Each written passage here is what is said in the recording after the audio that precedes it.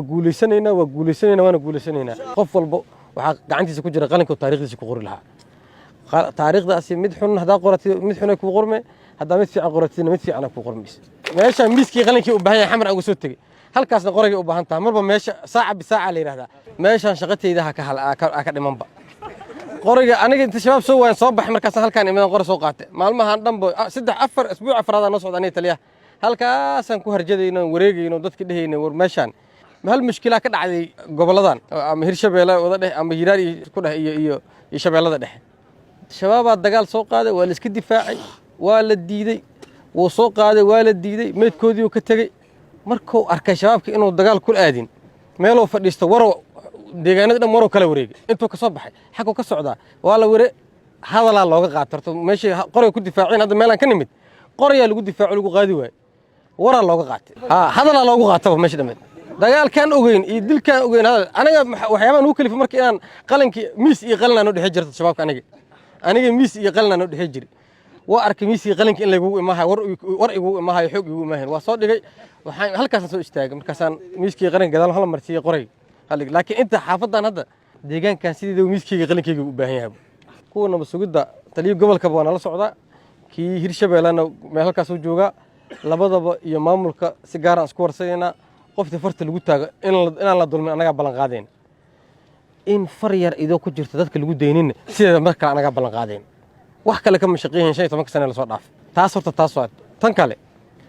dadka deegaanadan iyo labadan gobol dadka ka soo jeedo sidoo dhimasho way yaqaanaan waliba waa ka xumahay dhimasho aanan wanaagsaneyn natiijadeeda lagu dhimo jiray marna waxa loo dhimay dakano marna qabyaalada loo dhimanay marna isbaara idoo la raadinay la dhimanay marna sakhrad iyo daroogo iyo kiniin idoo la isticmaalay la dhimanay intaba natiijadooda natiijo la mahadinay ma aheeno jahannam iyo jaxiim ay galan natiijooyinkaas dhanba la hadda ilaahay dig wuxuu soo siiyay mid natiijadeedu ay fiican tahay laba marna ay fiican tahay hadaa dishana ay fiican tahay janno ku galaysid hadii lagu dilana aad janno galaysid oo labada natiijaba ay fiican tahay suubanaheena naxariisna nabadgelyo kurkiisa aatee ay yiri hadaad khawaarij disho waa jannaad gali hadii ay ku dilaan jannaad gali labada natiijaba way fiican tahay sideedana ninka inuu ka shakiyo inay khawaarij ay wada diin naftigeeda khawaarijnimo iyo argagixisnimo ah diintu laba shay iska saaranta hadal kalimaad lagu dhawaaqo oo qofku inuu sheego ay qasabta iyo ficil la sameeyo oo qasabta in la sameeyo hadduu kalimaadka sheego dhahay shabaab khawaarij islaamana hadii dhaheen ficilkooda muwaafaqsan yahay adeerkan wuxuu yiri hay qabteena la yiri rideedii igula dhignaayeen yiri halka riyaan qabi ay dhinac kale ka haysteen hal riyaa isku hayeen soo هذا حوليسي بوقته حوليسي واي ها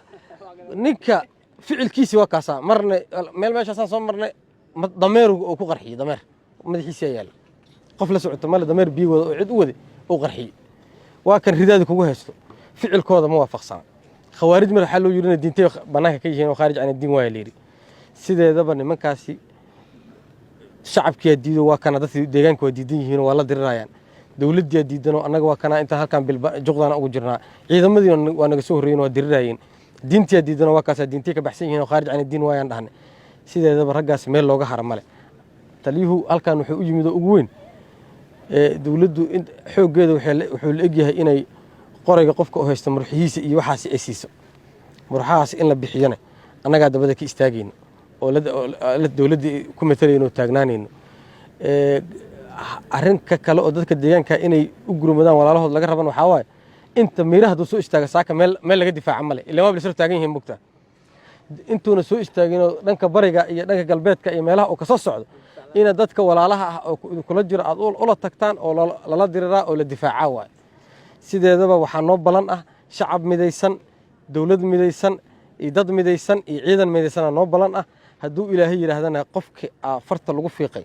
idoon waa la dulmiha la dhiheen dulmi intaas la eegna laga yeeli maayo maxaa yeelay taliyuhu uu sheegay qofka dagaalka kaaga soo horjeedo qorig wato dhinac ka jir waa taqaanaa qoriga afkiisa dhinac jiro laakiin qofka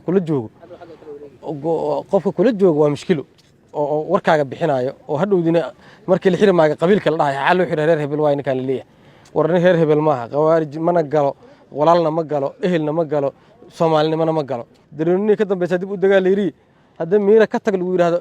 Soomaali iska dhaaf ka tagan meera ka tag dil lagu yiraahdo meel tagta ma taqaan meel aad ma taqaan soomaali ka tag kuwan meena xataa kuusin mayna soomaali ka tagin dhowaan meel aadna ma naqaan meel aadna aan sheeganayno ma naqaan meel u degayno iyo dib aan u durqi karno ma jirto dirir naga dambeysana ma jirto qaraabadu kulligood waa lagu yaqaanaa hadday hirhiraan yihiin iyo hadday dadka xuduudan degan yihiin dhammaantood inay dhimashada aysan ka baqin waa lagu yaqaanaa markaan dhimashadii idoo janno wadato oo khayr wadato oo danta guud lagu ilaalihayo oo ay taagan tahay waxaana ogaataan taariikha xusub qormo sideedaba qof walba waxaa gacantiisa ku jira qalinka taariikhdiisa ku qori lahaa taariikhdaasi mid xun hadaa qoratay mid xun ay ku qorme hadaa mid fiican qoratayna mid fiican ku qormayso dadkii waa la kala saari waayay zamanka la soo dhaaf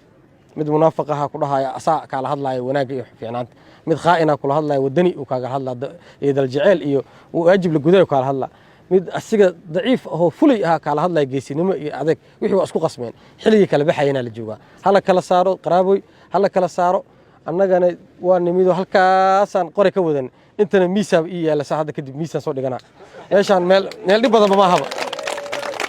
meeshaan miiskii qalinkii u baahan yahay xamar uga soo tagay halkaasna qorigii u baahan tahay marba meesha saaca bisaaca la yiraahdaa saacadaasna qorigeedaan wadayna saacadaana nimka siginayna nabad sugidda iyo maamulka gobolkana waxa u dhigta ugu sheegteen waxa kale gadaal ka soo kordhana u sheega haduu ilaahay yiraahdo anagaan tilaab ka qaadeyno arinta oo in deegaanka dawladdu waxay awoodo oo ama raashin hal dalba ah ama murxaha la siiyo oo rasaas la siiyo dadka deegaanka isku difaacaan lafooda ku difaacaan ah sideedaba anaga intuu dhan aada u maasantiin guuleysta waa guuleysanayna waana guuleysanayna insha Allah